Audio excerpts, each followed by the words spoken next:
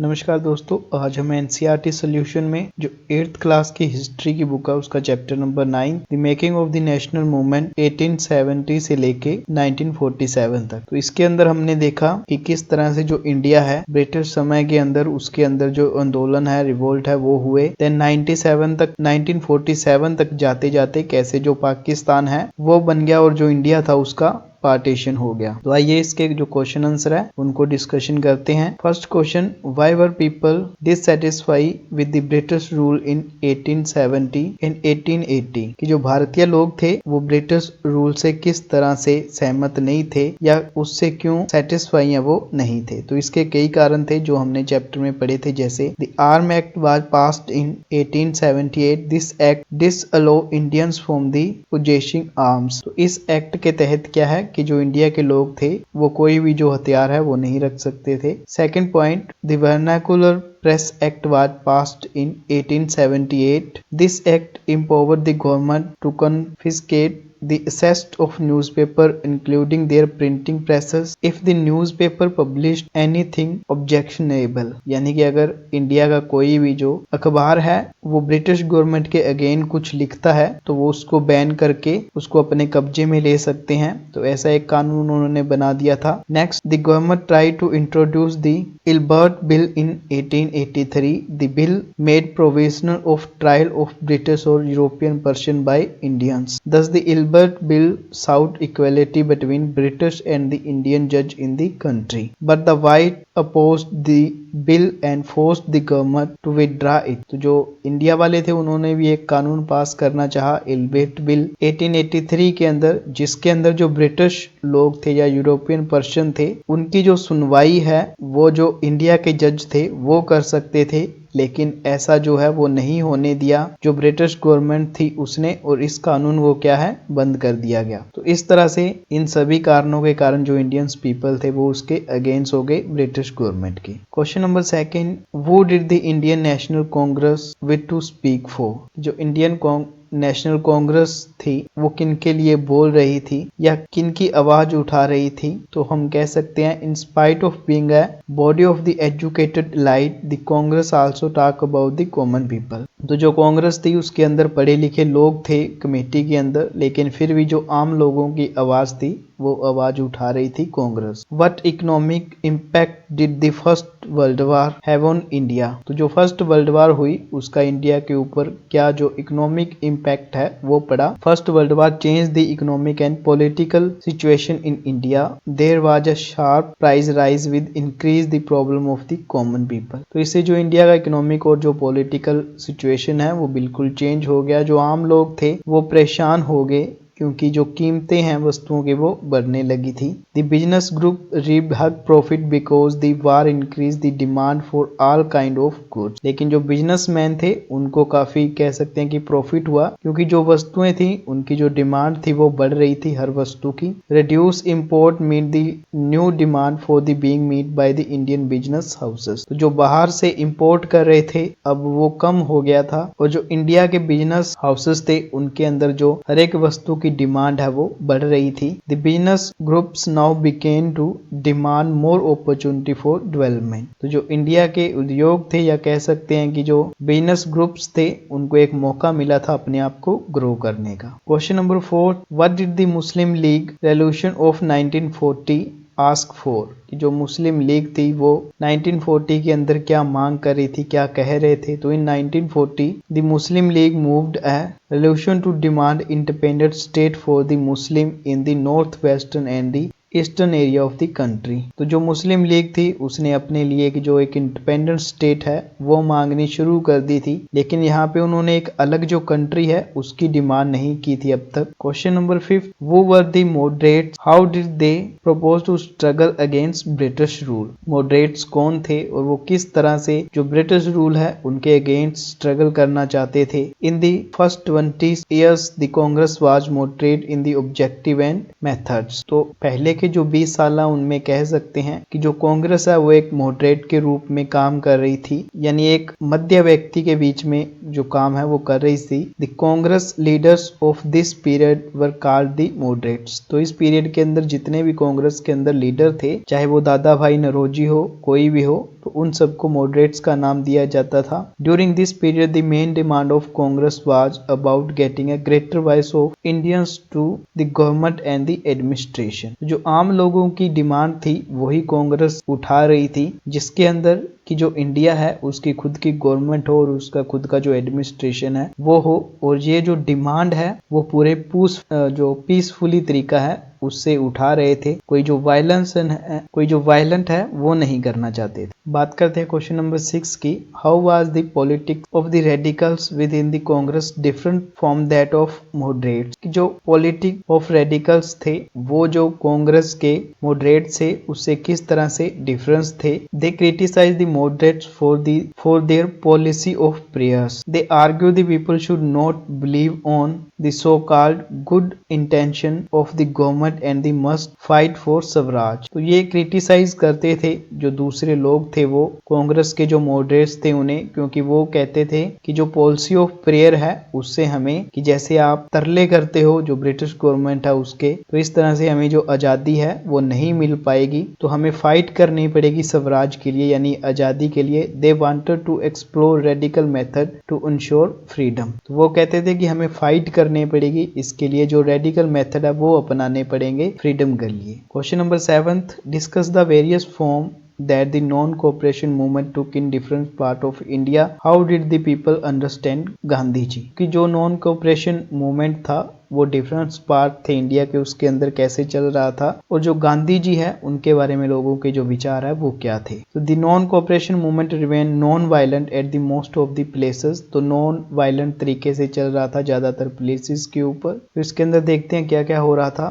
The Patidar peasant of Kheda Gujarat organise non violent campaigns against the high land revenue demand. तो खेड़ा के अंदर जो tax था वो ज्यादा था, इसलिए वो भी वहां पे आवाज है जो उठा रहे थे नॉन वायलेंट तरीके से। Liquid shops were picked in coastal Andhra and interior Tamil Nadu और जो आंध्र प्रदेश का कोस्टल एरिया था, तमिलनाडु का कोस्टल एरिया और जो आंध्र प्रदेश का कोस्टल एरिया था वो, और जो तमिलनाडु का अंदरूनी एरिया था वो, वहां पर जो शराब की दुकानें थी उनको घेरा जा रहा था, बंद किया जा रहा था। The tribals and poor peasant in Guntur district Andhra Pradesh stage है number of forest satyagraha to protest against the new forest law. तो आंध्र प्रदेश का जैसे हमने पढ़ा कि उसके अंदर जो नए फॉरेस्ट लॉ है वो लागू कर दिए थे, तो उनके अगेंस्ट जो हैं वहां के जो लोग थे, ट्राइबल पीपल्स थे, वो प्रोटेस्ट है वो कर रहे थे। The Khilafat non cooperation movement gave enormous support in Sindh and Bengal. तो सिंध और बंगाल के इलाके से जो खिलाफत आंदोलन है उसकी सपोर्ट मिल रही थी। In Punjab the Akali agitation of six demand to remove the corrupt mahant from the gurudwara. और पंजाब के अंदर जो अकाली पार्टी थी वो गुरुद्वारों से जो महंत थे उनको बाहर निकालना चाहते थे। In Assam the tea garden labours demand a big hike in their wages. और असम के अंदर जो काम करने वाले लोग थे वो अपने वेजेस को लेके मांग उठा रहे थे कि उनकी जो मजदूरी है वो बढ़ाई जाए। They shouted the slogan Gandhi Maharaj की जय। In many folk song of Assam Gandhi was referred as a Gandhi Raja. तो वो लोगों को एक उम्मीद थी कि गांधी उन्हें आजादी दिलाएंगे और उनकी जो प्रॉब्लम्स है उन्हें सॉल्व करेंगे, तो वो गांधी महाराज की जो जय है वो बोल रहे थे। Question number 8, why did Gandhi ji choose to break the salt law. तो जो साल्ट लॉ था उसे गांधी जी क्यों तोड़ना चाहते थे। Mahatma Gandhi and the other nationalist leader argue the salt was essential item of our food and hence it was wrong to impose a tax on salt. तो गांधी जी के साथ जो दूसरे लीडर थे वो ये कहते थे कि जो साल्ट है वो असेंशियल एक एटम है, यानी जरूरी वस्तु है हमारे फूड के अंदर, तो इसके ऊपर जो टैक्स लगाना है वो बिल्कुल रॉन्ग है। More over the issue of salt affected all the rich and poor like. तो ये दोनों ही जो रिच और पुअर थे दोनों को जो इफेक्ट कर रहा था,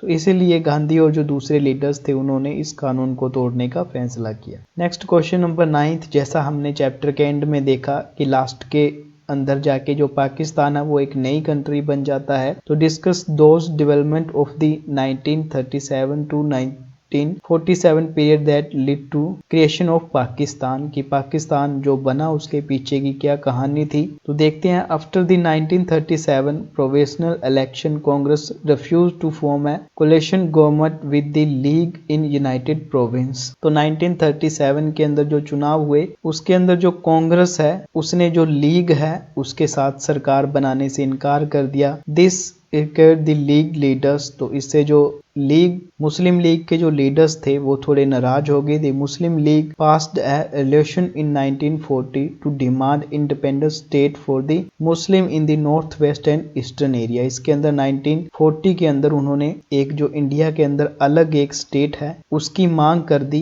कि हमें एक अलग जो एरिया है वो चाहिए जो कि नॉर्थ वेस्ट या फिर ईस्टर्न एरिया के अंदर हो। The cabinet mission came to Delhi in 1946, तो इसके लिए जो कैबिनेट मिशन है वो बुलाया गया था 1946 के अंदर। The aim was suggesting some framework for the independent nation, तो वो ऐसा एक फ्रेमवर्क बनाना चाहते थे जिसमें एक जो एरिया है वो मिल जाए मुस्लिम लीग को। It's just loose confederation and some degree of autonomy for the Muslim majority areas. तो जो लूज थोड़े से कानून है उनके अनुसार जो एक एरिया है वो मुस्लिम जो मेजॉरिटी एरिया है उनको दे दिया जाएगा। But negotiations between the Congress and the leagues failed, तो ये जो सुझाव था ये फेल हो गया दोनों के बीच, कांग्रेस और जो लीग थी उनके बीच। After that Muslim League persisted with its demand for Pakistan, तो उसके बाद जो मुस्लिम लीग है वो अपनी जो मांग है वो पाकिस्तान के लिए उठाने लगे। Large scale violence occurred through out the northern part of the peninsula, तो इसके बाद हमने देखा था कि जो वायलेंस है वो फैल गया था, लोग एक दूसरे को मारने लगे थे और जो वुमेन्स है उनके साथ बहुत जो बुरा सलूक है वो किया जाने लगा। द कंट्री वाज फाइनली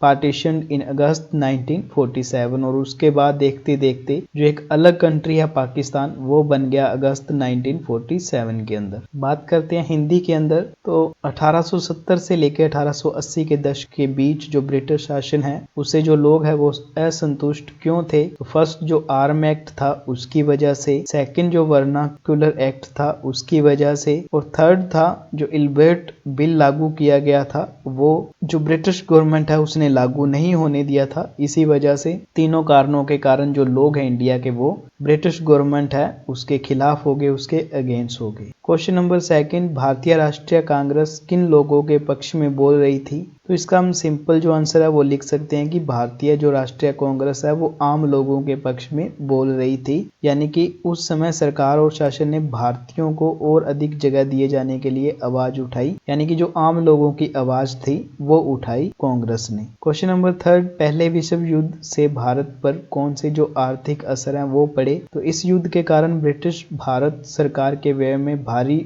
बढ़ोतरी हुई। इस खर्चे को पूरा करने के लिए सरकार ने निजी आय और जो व्यावसायिक लाभ था उस पर कर है वो बढ़ा दिया। सेकंड, सैनिक व्यय में बढ़ोतरी तथा युद्ध सामग्री की आपूर्ति के कारण जरूरी चीजों की कीमतों में भारी उछाल आया, जिससे जो आम लोग हैं उनका जो जीवन है वो मुश्किल हो गया। थर्ड, इस युद्ध ने औद्योगिकरण वस्तुओं जैसे जूट के बोरे, कपड़े, रेल की पटरियों आदि की मांग बढ़ा दी। तो इन दिनों अन्य देश में भारत आने वाले आयात में कमी आई, जिस कारण जो भारतीय उद्योग थे उनका विकास हुआ या विस्तार हुआ। क्वेश्चन नंबर फोर्थ, 1940 के मुस्लिम लीग के प्रस्ताव में क्या मांग की गई थी। तो इसके अंदर देश के उत्तर पश्चिम और पूर्वी भागों में जो मुस्लिम लोग थे उनके लिए जो स्वतंत्र राज्य है उसकी मांग की गई, लेकिन इसमें पाकिस्तान का जिक्र नहीं था। क्वेश्चन नंबर फिफ्थ की बात करें तो मध्यवर्गीय थे या मध्य मार्गी थे वो कौन थे और वह ब्रिटिश शासन के खिलाफ किस तरह संघर्ष करना चाहते थे। तो कांग्रेस के पारंपरिक जो नेता थे उनको मध्य मार्गी कहते थे, जिसमें दादा भाई नौरोजी, सुरेंद्रनाथ बैनर्जी,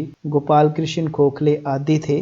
तो ये क्या है कि शांति पूर्वक जो अपनी आवाज है वो उठाना चाहते थे इस संघर्ष के अंदर। तो ये समझते थे कि जो भारतीय हैं उनके जो दुख दर्द हैं उनको अंग्रेज समझेंगे, इसलिए यह नेता प्रार्थना पत्रों, अपीलों, याचिकाओं द्वारा जो अपनी बात है वो अंग्रेजों तक पहुंचाना या मनवाने में विश्वास रखते थे। क्वेश्चन नंबर सिक्स, कांग्रेस में अमूल परिवर्तनवादी की राजनीति मध्य मार्गी की राजनीति से किस तरह भिन्न थी। जो मध्यवर्गीय है उनको हम नरमपंथी कह सकते हैं। तो नरमपंथी संघर्ष में शांतिपूर्वक जो तरीके हैं उनका प्रयोग करना चाहते थे, लेकिन जो गर्मपंथी यानी अमूल परिवर्तनवादी उग्र एवं क्रांतिकारी तरीका है वो अपनाना चाहते थे। नरमपंथी यह मानते थे कि सरकार उनकी न्याय संगत मानों को मान लेगी, लेकिन गर्मपंथी सोचते थे कि बिना किसी दबाव के अंग्रेज उनकी बात को नहीं मानेंगे। नरमपंथी प्रार्थनाओं, अपीलों और याचिकाओं में विश्वास रखते थे, जबकि जो गर्मपंथी थे यानी अमूल परिवर्तनवादी थे, उनके इस तरीके के विरोधी थे। Question number 7,